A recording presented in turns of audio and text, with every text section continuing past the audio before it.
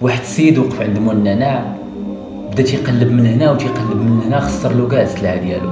في الاخر قال له بشحال الثمن؟ قال له 2 دراهم، 2 دراهم من القبضه. الاخر بقى عليه هاد النعناع هذا لاوي ضربو الشمس، هادي مرضو.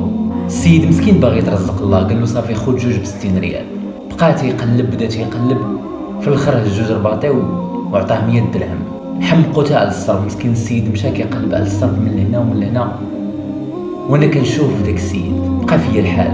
قلت مثلا كون هاد السيد هذا مشى لشي قهوه ولا مشى لشي بوتيك ولا مشى لشي بلاصه اللي غاليه غيشري منها شي حاجه، فريمون ما غاديش يتشطر.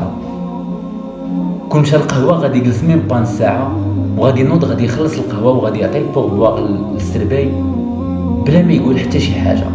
والاكثريه كون كان عارض على شي واحد ولا عارض على شي وحده، فريمون يقدر يعطي فلوس البوغوا اكثر من فلوس الكونسوماسيون.